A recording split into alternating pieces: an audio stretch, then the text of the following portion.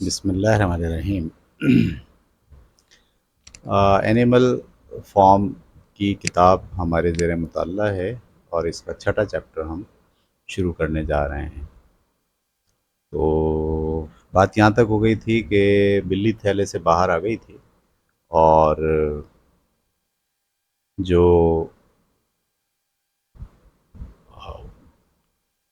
وہ قوتیں جنہوں نے قبضہ کرنا تھا وہ قبضہ انہوں نے کر لیا، نپولین نے، اور جو وہاں کا ایک اور مجاہد تھا جس نے آزادی دلانے میں اپنا رول پلے کیا تھا، اس کو جو ہے وہ مار کے بھگا دیا گیا ہے۔ اور اب انہوں نے فیصلہ کر لیا ہے کہ یہ کسی بھی طرح سے وہ ونڈ مل تیار کریں گے۔ حالانکہ یہ جو ونڈ مل کا جو پروجیکٹ تھا وہ اسنو بال ہی کا تھا، اور اسنو بال کو کسی طرح سے نیپولین نے مار کے بھگا دیا۔ اس نے جو کتے پال لیے تھے اپنے گرد، انہوں نے نیپولین ہل کو قوت دی اور سارے جانور جو ہے وہ ڈر گئے، اور اب ایک خوف کی فضا پورے فارم ہاؤس کے اوپر موجود ہے۔ آگے کی کہانی کیا ہے وہ ہم پڑھتے ہیں۔ اس پورے سال جانوروں نے غلاموں کی طرح کام کیا، لیکن وہ اپنے کام سے خوش تھے اور محنت اور قربانیوں میں بخل سے کام نہیں لیتے تھے۔ وہ یہ بات اچھی طرح سمجھتے تھے کہ سب کچھ اپنی ذاتی بھلائی یا پھر بعد میں آنے والے اپنے جیسوں کے لیے کر رہے ہیں۔ یعنی جو عوام تھی وہاں کی وہ یہی سوچ رہی تھی کہ آج ہم جو بھی تکالیف اٹھا رہے ہیں دراصل اس کا فائدہ ہماری آنے والی نسلوں کو ہوگا۔ کسی غیر یا آرام طلب چور انسانوں کے لیے نہیں کر رہے۔ یعنی ان کا یہ آئیڈیا تھا کہ پہلے تو یہ ساری خدمت ہم انسانوں کے لیے کر رہے تھے، اب دراصل ہمارے اوپر جانور ہی حاکم ہیں، تو جو کچھ بھی ہم کر رہے ہیں وہ دراصل اپنے مستقبل کے جانوروں کے لیے ہی کر رہے ہیں۔ پورے موسم بہار اور گرما میں انہوں نے 60 گھنٹے فی ہفتہ کام کیا، یعنی تقریباً لگ بھگ 8 سے 10 گھنٹے روز کام کیا۔ اور اگست میں نپولین نے اعلان کیا کہ اتوار کو بھی دوپہر کے بعد سے کام کیا جائے گا۔ یہ کام رضاکارانہ ہوگا، لیکن اگر کسی جانور نے پہلو تہی کی تو پھر اس کا راشن گھٹا کر آدھا کر دیا جائے گا۔ اس کے باوجود بھی یہ ضروری سمجھا گیا کہ کچھ کام چھوڑ دیا جائے۔ گھاس کی پیداوار گزشتہ برس کے مقابلے میں کم ہوئی، اور 2 کھیت جس میں زمین کے اندر پیدا ہونے والی سبزیاں بوئی جانی تھیں وہ نہ بوئی جا سکیں، کیونکہ جتائی کا کام وقت پر نہ ہوا۔ صاف ظاہر ہو رہا تھا کہ آنے والا موسم سرما خوراک کے حوالے سے سخت ہوگا، کیونکہ سارے کے سارے لوگ وہ ونڈ مل تعمیر کرنے میں لگ گئے۔ تو اس کا نتیجہ یہ نکلا کہ اب وہ ممکن نہیں رہا کہ وہ کسی طرح سے بھی اپنے موجودہ جو ان کی پیداواری صلاحیت ہے اس کو برقرار رکھ سکے۔ تو ہوائی مل کی تعمیر میں ایسی دشواریاں پیش آئیں جس کا پہلے اندازہ نہیں تھا۔ فارم کے اندر چونے کا اچھا خاصا بڑا ذخیرہ تھا، اس کے علاوہ سیمنٹ ریت بھی دستیاب ہو گئی، گویا تعمیر کا ہر سامان موجود تھا۔ لیکن جانوروں کی سمجھ میں یہ بات نہیں آ رہی تھی کہ پتھروں کو مطلوبہ سائز میں کس طرح توڑا جائے۔ یہ کام صرف کدال یا پھر لوہے کے بڑے ہتھوڑے سے ہی ممکن تھا، لیکن کوئی بھی جانور اسے استعمال نہیں کر سکتا تھا، اس لیے کہ وہ پچھلے پیروں پر کھڑے ہونے کی قدرت نہیں رکھتے تھے۔ بالآخر ہفتوں بعد کسی کی سمجھ میں ایک ترکیب آئی کہ کشش ثقل سے کام لیا جائے۔ پتھر کے بڑے بڑے ٹکڑے جنہیں جوں کا توں استعمال نہیں کیا جا سکتا تھا وہ زمین پر جا بجا پڑے ہوئے تھے۔ جانوروں نے ان کے گرد رسی لپیٹی، اور پھر سارے جانور مل کر، جس میں گائے، گھوڑے، بھیڑیں اور پھر وہ جانور جو رسی کو پکڑ سکتے تھے، یہاں تک کہ کبھی کبھی مشکل لمحات میں سور بھی اسے کھینچ کر ڈھلوان پر لے جاتے، انتہائی آہستگی کے ساتھ، اور پھر بلند ترین حصے پر پہنچ کر انہیں نیچے گرا دیتے۔ یعنی ان کے پاس پتھر توڑنے کا صرف یہ حل تھا کہ وہ اس کو اوپر لے کے جائیں اور اوپر سے نیچے پھینکیں، تاکہ اوپر سے نیچے پتھر گر کے ٹوٹ جائے، جس کے باعث وہ ٹکڑے ٹکڑے ہو جاتے۔ ٹوٹے ہوئے پتھروں کو ایک جگہ سے دوسری جگہ کرنا نسبتاً آسان کام ہوتا تھا۔ گھوڑے گاڑی میں بھر کر اور بھیڑیں ایک ایک پتھر دھکیل کر لے جاتی تھیں، تو زیادہ کام گائے بھینسوں کا اور جناب خاص طور پر گھوڑے کا، ٹھیک ہے۔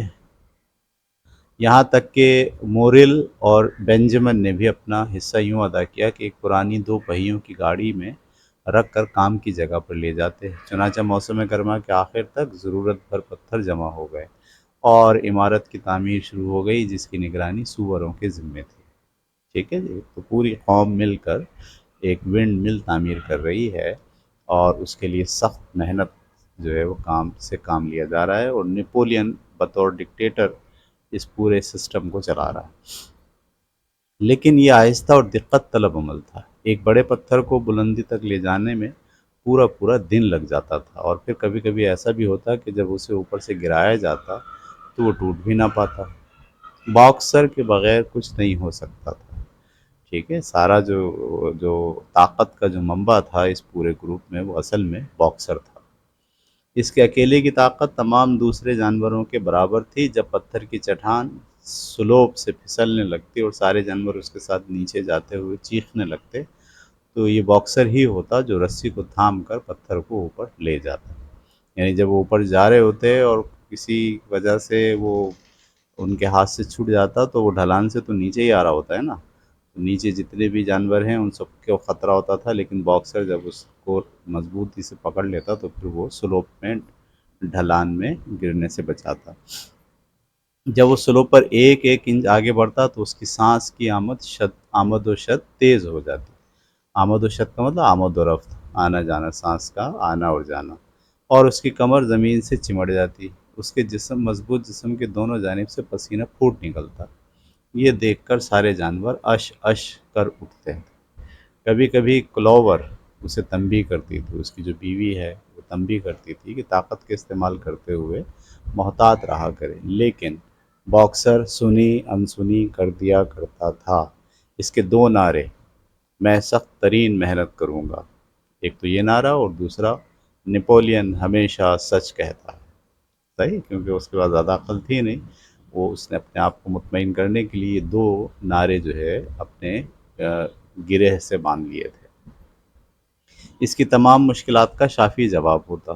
اس نے صبح بیدار کرنے والے مرغ سے کہہ دیا تھا کہ وہ اب آدھے گھنٹے کے بجائے پون گھنٹہ پہلے بیدار کر دیا کرے۔ وہ اس فاضل وقت میں پہاڑی پر جاتا اور ٹوٹے ہوئے پتھروں کو جمع کر کے اس جگہ پہنچا دیا کرتا جہاں عمارت تعمیر ہو رہی تھی۔ یعنی ایکسٹرا مائل اس کام کر رہا ہے، اپنے جو ذمہ کام ہے وہ بھی کرتا ہے، اور اس کے ساتھ ساتھ جو اضافی کام ہے اسے بھی باکسر انجام دے رہا ہے۔ اس کام میں وہ دوسروں کی مدد نہیں لیا کرتا تھا۔ پورے موسم گرما میں شدید محنت کے باوجود جانور بد مزہ نہیں ہوئے۔ اگر انہیں زیادہ خوراک نہ ملتی تو بھی جونز کے وقتوں سے کم نہ ہوا کرتی، یعنی خوراک ان کو مل رہی تھی۔ صرف اپنی خوراک پیدا کرنے کا فائدہ یہ تھا کہ اس کے لیے بہت زیادہ محنت نہیں کرنی پڑتی، بجائے اس کے کہ 5 دوسرے فضول خرچ انسانوں کے لیے بھی پیدا کی جائے۔ بہت سے پہلوؤں سے جانوروں کا طریقہ کار زیادہ اچھا ہوا کرتا تھا، جس میں محنت کی بچت ہوتی تھی۔ مثلاً گھاس کی کاشت جانوروں سے بہتر انداز میں انسان نہیں کر سکتا تھا۔ پھر یہ کہ جانور چوری نہیں کیا کرتے تھے، اس لیے قابل کاشت زمین پر باڑ لگانے کی ضرورت نہیں پڑتی تھی، جس کے باعث محنت، باڑ اور گیٹ وغیرہ کی بچت ہوا کرتی۔ تاہم گرمیاں شروع ہوتے ہی بہت سی نادیدہ چیزوں کی کمی محسوس کی جانے لگتی تھی، جیسے پیرافین آئل کی ضرورت ہوتی، کیل، کتوں کا بسکٹ، رسی یا ڈوری، اور گھوڑوں کی نال کے لیے لوہے کی ضرورت پڑتی، لیکن یہ چیزیں فارم میں نہیں بنتی تھیں۔ پھر بیج اور مصنوعی کھاد کے علاوہ بہت سے اوزاروں کی ضرورت بھی پڑتی تھی، اور یہ سب بھی، اور سب سے بڑھ کر ہوائی مل کے لیے مشینوں کی ضرورت۔ یہ چیزیں کس طرح بنائی جائیں کوئی نہیں جانتا تھا۔ ٹھیک ہے جناب، تو مسائل بھی بہت ہیں، لیکن اس کے باوجود وہ اپنی محنت سے، اپنی طاقت سے، اپنے اتحاد سے اس ساری چیزوں کو ممکن بنا رہے ہیں۔ اتوار کی ایک صبح جب جانور ہفتے کے احکامات سننے کے لیے آئے تو نپولین نے اعلان کیا کہ اس نے ایک نئی پالیسی بنائی ہے۔ ٹھیک ہے، اب دیکھیے اب آپ کیا کیا جو ہے وہ حرکت کرنے والا ہے نپولین۔ آج سے مویشی خانہ اپنے پڑوسیوں سے تجارت بھی کیا کرے گا۔ یہ تجارت دولت کے حصول کے لیے نہیں ہوگی، اس کا مقصد فوری طور پر چند ضروری اشیاء کی دستیابی ہوگا۔ ہوائی مل کی ضروریات ہر چیز پر مقدم ہوں گی، اس لیے وہ گھاس کے کچھ گڈھے اور اس سال کا گندم، اور بعد میں اگر مزید پیسوں کی ضرورت ہوئی تو پھر انڈوں کو فروخت کیا جائے گا۔ جو ولنگڈن میں آسانی سے بک جائیں گی۔ مرغیوں نے کہا کہ نپولین ہماری طرف سے انڈوں کا تحفہ قبول کرے، ہم ہوائی مل کی بہر صورت تعمیر چاہتے ہیں۔ یعنی کسی نے ریزسٹ نہیں کیا، انہوں نے کہا ٹھیک ہے، آپ خوراک بھی بیچیں، آپ پیسے بنائیں، انڈے بھی ہم آپ کو دیں گے، بس کسی بھی طرح سے جو ہمارا پروجیکٹ ہے کہ یہ جو مل ہے وہ بنے، کیونکہ ان کو یہ خیال تھا نپولین نے اور اسنو بیل نے جو پلان پیش کیا تھا وہ یہی تھا کہ آپ جب اس کو تعمیر کر لیں گے تو پھر ہمارا وقت جو ہے کافی بچنا شروع ہوگا، کیونکہ چیزیں آٹومیٹک ہو جائیں گی، ہوا سے پنچکی چلے گی اور پھر آٹا پیسنے کا معاملہ اور کٹائی کی چیزیں اور بجلی کی پیداوار یہ سب ہوائی مل سے ہمیں مل جائیں گی۔ آگے چلتے ہیں۔ ایک بار پھر جانور کسی انجانی بے چینی کو محسوس کرنے لگے۔ انسانوں سے کوئی تعلق نہیں رکھا جائے گا، تجارت نہیں کی جائے گی، پیسوں کا استعمال نہیں کیا جائے گا، یہ سب ہماری پہلے کی قراردادیں نہیں تھیں جو جونز کو نکالنے کے بعد پہلی میٹنگ میں پاس ہوئی تھی۔ اچھا، اب جو لوگ وہاں بیٹھے ہیں انہوں نے یہ فیصلہ کیا کہ نہیں، ہم تو جس مقصد کے تحت ہم نے یہ آزادی حاصل کی تھی اور جو بنیادی ہم نے آئین بنایا تھا اپنا، یہ جو بات تھی اس آئین میں یہ بات شامل تھی کہ ہم پیسے کا استعمال نہیں کریں گے اور پیسے کے لیے کام نہیں کریں گے، ٹھیک ہے، تجارت نہیں کی جائے گی، پیسوں کا استعمال نہیں کیا جائے گا۔ تو سارے جانوروں کو یاد تھا کہ انہوں نے یہ قراردادیں پاس کی تھیں، یا پھر وہ سوچ رہے تھے کہ انہیں یاد ہے۔ 4 جوان سواروں نے نپولین کی میٹنگ برخاست کرتے ہی کمزور آواز میں احتجاج کیا، یعنی جب میٹنگ ختم ہوئی تو انہوں نے احتجاج کیا کہ نہیں جی، یہ تو ہمارے آئین سے متصادم بات ہو رہی ہے کہ ہم تجارت کرنے جائیں گے اور ہم پیسوں کے لیے کام کریں گے۔ لیکن جب احتجاج کیا تو انہیں غراتے کتوں نے خاموش کر دیا، ٹھیک ہے، طاقت۔ اور حسب معمول بھیڑوں نے الاپنا شروع کر دیا، 4 پیر اچھے 2 پیر برے۔ یہ 2 طریقے تھے نپولین کے، ایک تو وہ کتوں کو استعمال کرتا تھا ڈرانے کے لیے اور ذہن سازی کے لیے، وہ ایک تو اسکوئر کو استعمال کرتا تھا، اور یہ اس طرح کی جو بھیڑیں ہیں یہ خواہ خواہ کا راگ الاپتی تھیں جس کے سامنے سارے لوگ خاموش ہو جاتے تھے۔ اس کے بعد نپولین نے خاموش کرانے کے انداز میں اپنا پیر ہلایا اور پھر اعلان کیا کہ تمام انتظامات مکمل کر لیے ہیں، کسی جانوروں کو اس کی ضرورت نہیں ہوگی کہ وہ انسانوں سے رابطہ کرے، جو کہ سخت ناپسندیدہ بات ہوگی۔ لگتا تھا کہ تمام ذمہ داری وہ اپنے کندھوں پر رکھنا چاہتا ہے۔ ایک صاحب جن کا نام مسٹر ویمپائر تھا اور جو ولنگڈن میں رہتے تھے، یہ ذمہ لیا تھا کہ وہ مویشی خانے اور باہر کی دنیا کے درمیان اپنا کردار ادا کرے، یعنی انہوں نے ایک بندہ جو ہے اپنے طور پر اپنا ایجنٹ بنا لیا، جو اینیمل فارم اور باہر کی دنیا کے ساتھ تعلقات پیدا کرے گا اور یہاں کی چیزیں وہاں بیچے گا اور وہاں سے پیسے لا کے انہیں دے گا، اور ہر پیر کے دن صبح فارم میں آ کر ہدایت لیا کریں گے۔ نپولین نے مویشی خانہ زندہ باد کے نعرے کے ساتھ اپنی تقریر کا اختتام کیا اور آخر میں تمام جانوروں نے انگلستان کے ظالم درندوں گا کر اپنی راہ لی۔ ٹھیک ہے، تو پہلی بار آئین سے متصادم بات جو ہے نپولین نے چھیڑ دی ہے اور لوگوں نے اس پر تذبذب کا اظہار بھی کیا ہے، لیکن چیزوں کو خاموش کرا دیا گیا طاقت کے ذریعے۔ اچھا، اب دیکھیے اسکویلر کیسے کام ہو۔ یہ اسکویلر جو ہے دراصل میڈیا ہے، اگر آپ سوچیں تو یہ میڈیا کا رول ہے۔ اس کے بعد اسکویلر نے فارم کا دورہ کیا اور جانوروں کو مزید مطمئن کرنے کی کوشش کی۔ اس نے جانوروں کو یقین دلایا کہ ماضی میں تجارت اور پیسے کے استعمال سے متعلق کوئی قرارداد پاس نہیں کی گئی تھی، اور نہ ہی پیش کی گئی تھی۔ یعنی آپ لوگ جو بات کہہ رہے ہیں وہ جھوٹ ہے، ایسا تو ہوا ہی نہیں، یہ تصوراتی بات تھی جسے شروع میں اسنو بال نے مشتہر کر دیا تھا، یہ اصل بات نہیں تھی، ہمارا آئین نہیں تھا، یہ تو اسنو بال نے خواہ مخواہ کی پروپیگنڈا کیا تھا، اور یہ آپ کے ذہنوں میں جو رہ گئی ہے اس کی وجہ اسنو بال کا پروپیگنڈا ہے۔ ایکچولی کسی قسم کی کوئی قرارداد ایسی پیش ہی نہیں ہوئی تھی۔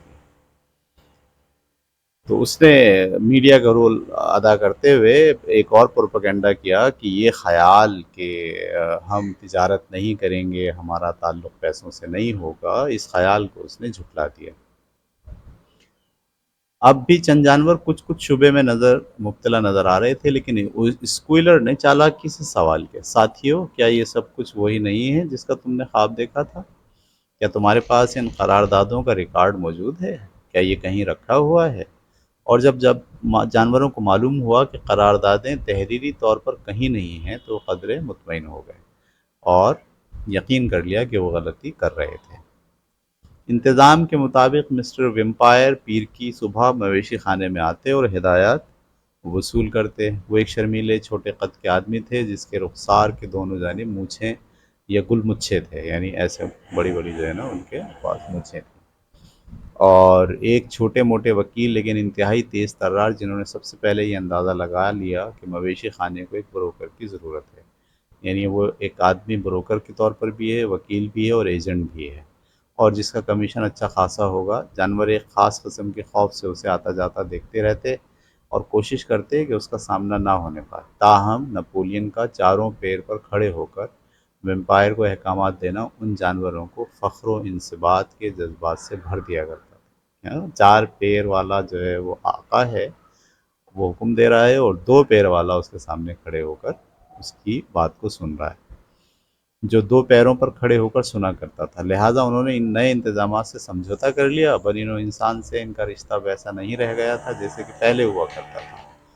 ادھر انسان بھی مویشی خانے سے اتنی ہی نفرت کرنے لگے تھے جتنی اس سے پہلے کبھی نہیں ہوئی تھی۔ ٹھیک ہے، ایک تو یہ یہاں فخر کا ہو رہا ہے، وہاں دوسری جانب جو انسان ہیں ان کو اس اینیمل فارم سے نفرت ہو رہی ہے، کیونکہ وہ جانتے ہیں کہ اگر سارے جانور نے ایکا کر لیا تو پھر ان کے جو فارم ہیں ان کا کیا ہوگا۔ ہر انسان یہ بھی توقع کر رہا تھا کہ فارم ہاؤس عنقریب دیوالیہ ہو جائے گا۔ مزید برآں یہ کہ ہوائی مل کی تعمیر بالآخر ناکام ہوگی، اور وہ جب وہ کہیں ملتے تو ایک دوسرے کو نقشے کی مدد سے بتاتے کہ ہوائی مل اول تو بن نہیں سکتی، اور اگر تعمیر ہو بھی گئی تو کام نہیں کر سکے گی۔ پھر اپنی خواہش کے برخلاف ان کے دلوں میں جانوروں کی عزت و تکریم جگہ پا رہی تھی کہ وہ کتنی مہارت سے اپنے معاملات کو چلا رہے ہیں، یعنی ایک طرف تو وہ غصہ بھی ہو رہے ہیں اور ایک طرف دل کے اندر نوٹ بھی کر رہے ہیں کہ یس دے آر ورکنگ نائس، اچھا کام کر رہے ہیں۔ اس بات کا ایک یہ ثبوت یہ تھا کہ وہ اس فارم کو اس کے نام سے یاد کرتے تھے، جبکہ پہلے تمسخر اڑاتے ہوئے اسے مینر فارم یا جاگیر کہا کرتے تھے۔ مزید انہوں نے جونز کی حمایت ترک کر دی تھی، جسے اب اپنا فارم ملنے کی امید نہیں رہی تھی، اور اس علاقے کو چھوڑ کر وہ کہیں چلا گیا تھا۔ ویمپائر کے علاوہ مویشی خانے سے باہر کا رابطہ مکمل طور پر ختم ہو چکا تھا، لیکن اس قسم کی افواہ مسلسل گردش کر رہی تھی کہ نپولین عنقریب مسٹر پلنگٹن اور فاکس فوڈ سے تعلق رکھتے تھے، یا مسٹر پائن فیلڈ جو کہ فریڈرک کے مالک تھے سے تجارتی معاہدہ کرنے والے، یعنی جو ان کے آزو بازو کے جو فارم تھے ان کے جو مالک تھے، ایک کا نام پلنگٹن تھا اور ایک کا نام فریڈرک تھا۔ تو یہ افواہ پھیل رہی تھی کہ یہ جو اینیمل فارم ہے اس کا تجارتی معاہدہ ان دونوں فارم سے ہونے والا ہے، لیکن ان دونوں میں سے کوئی بھی توجہ نہیں دے رہا تھا۔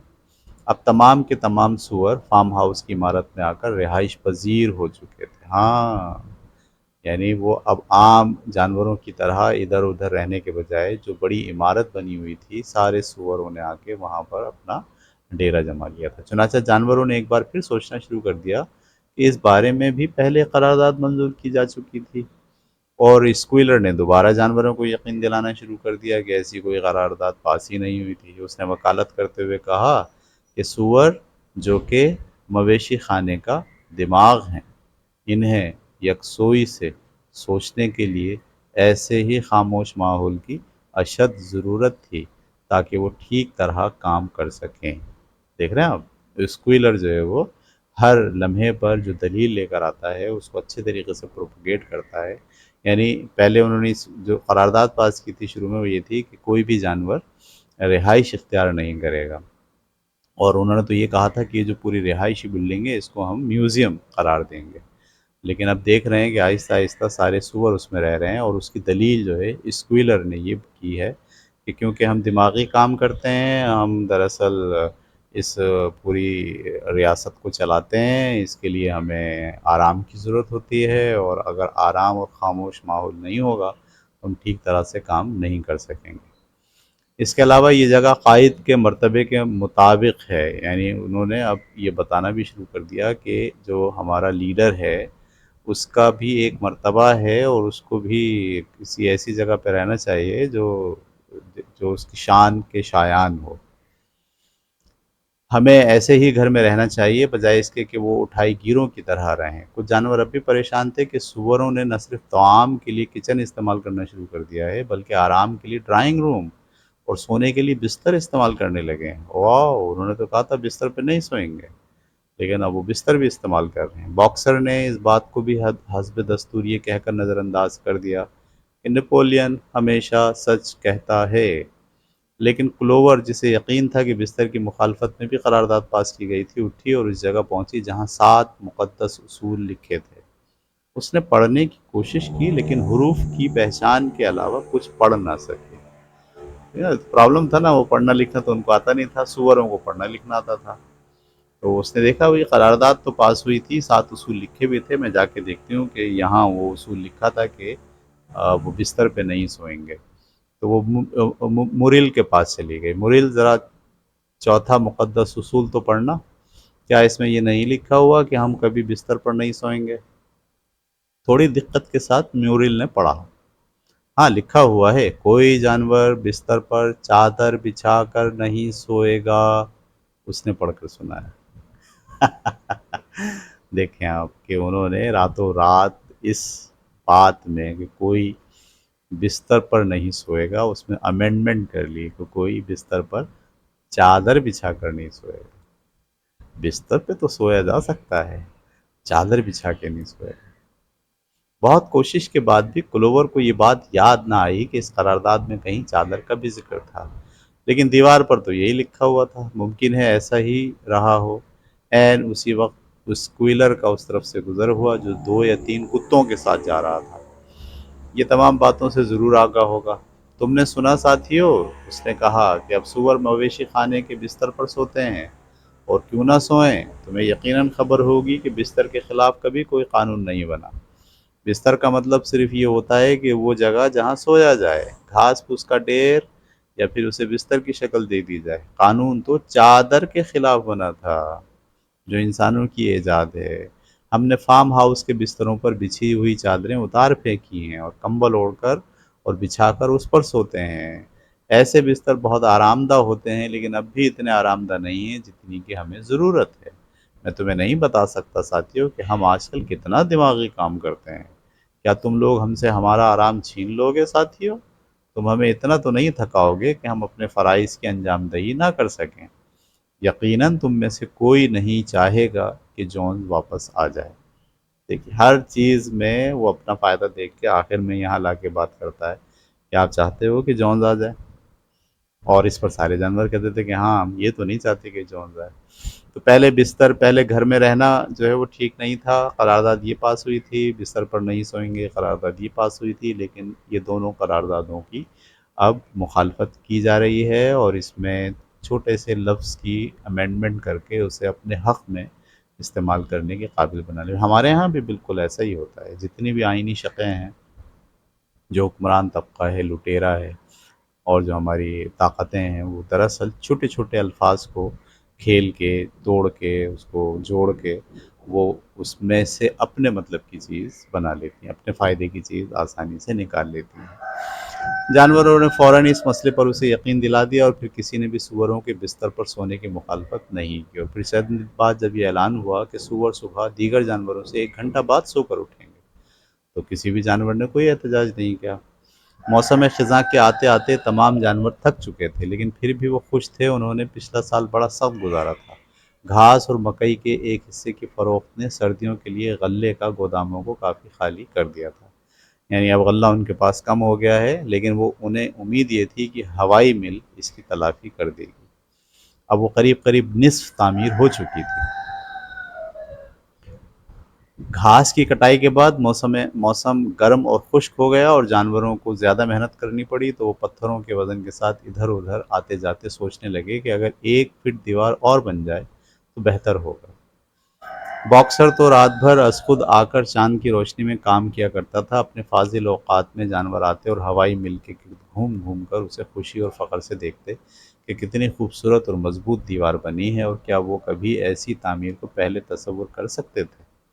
صرف بوڑھا بینجامن ہوائی مل کے متعلق کچھ نہیں کہتا تھا۔ یہ آپ کو پتہ ہے، یہ خچر ہے، گدھا ہے بڑا، یہ زیادہ بولتا نہیں ہے، ٹھیک ہے، سوائے اپنے تکبرانہ تکیہ کلام کے کہ بندر کافی دنوں تک زندہ رہتے ہیں، یا خچر کافی دنوں تک زندہ رہتے ہیں۔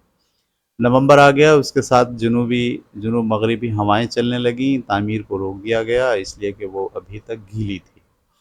پھر وہ رات آ گئی جب خوفناک طوفانی ہوائیں چلنے لگیں کہ فارم ہاؤس کی عمارت ہل کر رہ گئی اور بہت سارے ٹائلز نکل کر کھلیان میں جا گرے۔ مرغیاں بیدار ہو کر چیخنے چلانے لگیں۔ وہ خوفزدہ تھیں اس لیے کہ انہوں نے اس کے ساتھ ساتھ ایک خواب بھی دیکھا تھا کہ کہیں بندوق بھی چلی ہے۔ صبح سویرے جانور اپنے اپنے تھان سے نکل کر باہر آئے تو دیکھا کہ پرچم کا ڈنڈا اور باغ میں ایک درخت گرا ہوا ہے۔ درخت اس طرح اکھڑا تھا جیسے گاجر کو زمین سے اکھاڑتے ہیں۔ ان کی نگاہیں اس پر اس وقت پڑیں جب بہت سے جانوروں کے حلق سے حیرت میں ڈوبی چیخ نکل گئی۔ ان کی آنکھوں نے تباہی کا خوفناک منظر دیکھا۔ ہوائی مل بھی تباہ ہو چکی تھی۔ طوفان آیا اور جو انہوں نے مل بنائی تھی وہ ساری کی ساری نیچے ڈھہ گئی۔ وہ سب ایک ساتھ تباہی کے مقام پر پہنچ گئے۔ نپولین جو شاذ ہی چلا کرتا تھا وہ دوڑ کر سب سے آگے ہو گیا۔ ہاں، وہ گر چکی تھی۔ ان کی جد و جہد کا ثمر بنیادوں سے تباہ ہو گیا تھا، یہاں تک کہ وہ پتھر جو انہوں نے بڑی مشکل سے جمع کیے تھے اسے طوفانی ہواؤں نے بکھیر دیا تھا۔ ان میں سے ہر جانور بات کرنے سے قاصر نظر آ رہا، سب غمزدہ تھے۔ سب کے سب کھڑے ہوئے افسوس کے ساتھ بکھرے اور گرے ہوئے پتھروں کو حسرت کی نگاہ سے دیکھ رہے تھے۔ نپولین زبان بند کیے ادھر سے ادھر گھوم رہا تھا، لیکن کبھی کبھی زمین کو سونگھ لیا کرتا تھا۔ اس کی دم سخت ہو کر ادھر سے ادھر حرکت کر رہی تھی۔ اس سے اس بات کا اشارہ مل رہا تھا کہ وہ ذہنی طور پر مصروف ہے۔ یکایک وہ رک گیا، جیسے اس کے دماغ نے کام شروع کر دیا ہو۔ ساتھیو، اس نے آہستگی سے کہا، کیا تم جانتے ہو اس کا ذمہ دار کون ہے؟ کیا تم اس دشمن کو جانتے ہو جو رات میں آ کر ہوائی مل کو گرا گیا؟ اسنو بال۔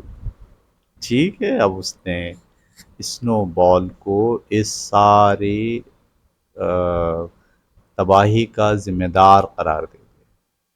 ٹھیک ہے، کوئی نہ کوئی دشمن چاہیے ہوتا ہے لوگوں کو مطمئن کرنے کے لیے کہ یہ ہمارا دشمن ہے۔ سارے لوگ اسے دشمن مان کے، ٹھیک ہے، اب دیکھیے یہ ایک اس نے نیا بیج بو دیا ہے، اسنو بال، کہ وہ اسٹیٹ کے خلاف ہے، غدار ہے، اور اس غداری کو اب وہ کہاں کہاں استعمال کرے گا یہ آپ اس کہانی میں بھی دیکھیں گے، اور اگر اس کے پس منظر میں ہم اپنے ملک میں دیکھیں تو ہم اپنے ملک میں بھی دیکھیں گے۔ اس نے زور سے چیختے ہوئے کہا، اسنو بال۔ اس کی آواز بادل کی طرح گرج رہی تھی۔ یہ اسنو بال کی حرکت ہے۔ اس نے خالص حسد کے جذبے سے سرشار ہو کر شرمناک طریقے سے نکالے جانے کا انتقام لیا ہے۔ وہ دہشت گرد رات کے اندھیرے کا سہارا لے کر خاموشی سے یہاں آیا اور ہماری 1 سال کی محنت کو برباد کر کے چلا گیا۔ ساتھیو، میں اس کی سزائے موت کا اعلان کرتا ہوں۔ اسنو بال کی سزائے موت کا جانور، ہیرو درجہ دوم یا کوئی دوسرا جانور اگر اسے انصاف کے لیے لائے گا تو اسے انعام میں سیب عطا کیے جائیں گے۔ ایک پوری ٹوکری سیبوں سے بھری ہوئی دی جائے گی جو اسے زندہ پکڑے گا۔ جانوروں کو یہ سن کر بے حد صدمہ ہوا۔ اس حرکت میں اسنو بال ملوث ہے کیونکہ وہ تو ان کا ہیرو تھا۔ تمام جانور نفرت سے چیخ پڑے اور ہر ایک اس کو پکڑنے کے متعلق سوچنے لگا۔ اسی وقت پہاڑی سے تھوڑے فاصلے پر کسی سور کے پیروں کے نشانات نظر آئے جو گھاس میں چھپے ہوئے تھے۔ ان نشانات کا سراغ صرف چند گز تک ہو پایا، لیکن یہ ضرور پتہ چل گیا کہ وہ باڑ کے قریب سوراخ کی طرف گیا ہے۔ یعنی انہوں نے وقت پہ ہی اس کی تحقیقات بھی کر لیں اور پکا ٹھکا اس کے اوپر اعلان کر دیا ہے کہ یہ دراصل کس کا کام ہے، اسنو بال کا کام ہے۔ نپولین نے سونگ کر اعلان کیا کہ اسنو بال کے پیروں کے نشانات ہیں۔ اس کا خیال تھا کہ اسنو بال فاکس ووڈ کی طرف سے آیا۔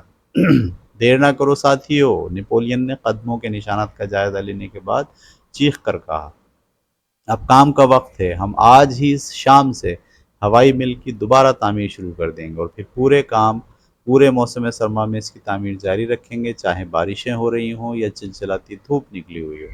ہم اس دہشت گرد کو بتا دیں گے کہ وہ ہمارے کام کو اتنی آسانی سے ختم نہیں کر سکتا۔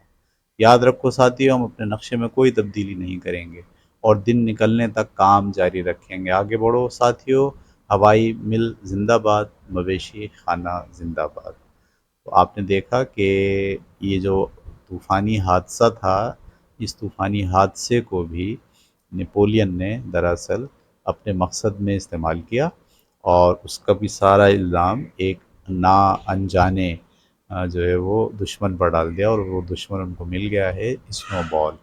اور یہ وہ ابتدا ہے کہ اب اس میں جو کچھ بھی ہوگا، جتنا کچھ بھی گڑبڑ کرنی ہوگی یا جو کچھ بھی خرابیاں پیدا ہوں گی، ہر حال میں کسی نہ کسی طرح سے اس کی ذمہ داری ڈال دی جائے گی اسنو بال کے اوپر، اور سب لوگ اپنے اپنے طور پر مطمئن ہو جائیں گے۔ تو یہ تھا جناب چھٹا چیپٹر، یہ ہم نے ختم کیا۔ امید ہے کہ آپ اس کو اپنے ملک کے حالات کے ساتھ جوڑ کر محسوس کریں گے اور اس کو سمجھیں گے۔